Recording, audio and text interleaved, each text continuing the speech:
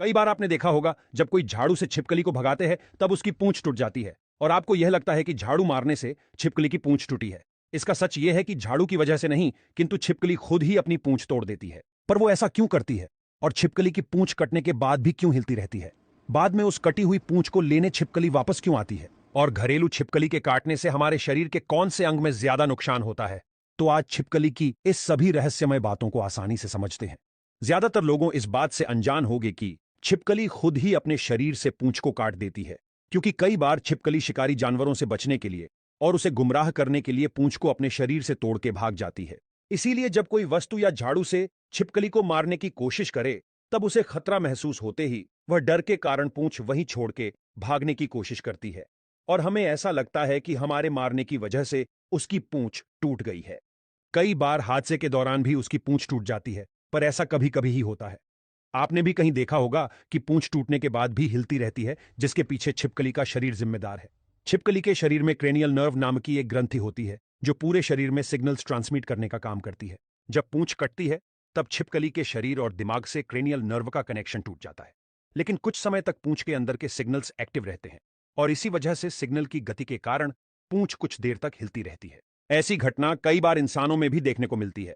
कुछ केस में ऐसा देखा गया है कि हाथ की उंगली कटने के बाद भी कुछ क्षणों तक हिलती रहती है, जिसके पीछे भी वही सिग्नल्स जिम्मेदार है।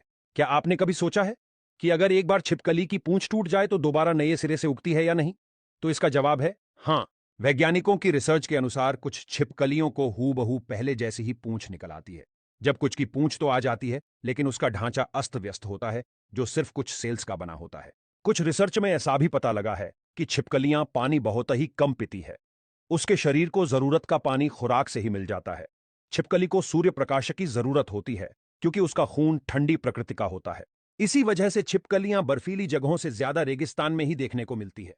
दुनिया में 7,000 से भी ज्यादा प्रजातियों की छिपकलियां हैं, जिसमें 610 प्रजातियां तो भारत में ही देखने को मिल जाती है। अब सुनो इस बात का सत्य। कई लोग मानते हैं कि कटी हुई पूंछ को लेने छिपकली वापस क्यों आती है। दरअसल ये बिल्कुल मिथ्या बात है। एक बार छिपकली के शरीर से पूंछ जुदा हो जाती है तो पूंछ उसके किसी काम की नहीं होती। घरेलू छिपकली अगर किसी को काट ले तो क्या करना चाहिए? घरेलू छिपकली इतनी जहरीली नहीं होती कि आपकी जान ले सके, इसलिए घबराना नहीं है। अब जहां छिपकली ने कांटा है उस भाग को पानी से और डेटोल से साफ कीजिए, एवं अगर उस भाग पे सूजन आई हो तो बर्फ भी लगा सकते हैं।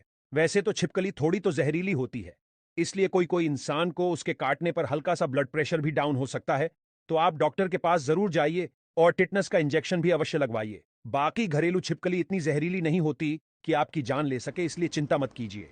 छिपकली के बारे में ये अनसुनी बातें कैसी लगी, कमेंट में हमें जरूर बताएं। धन्यवाद।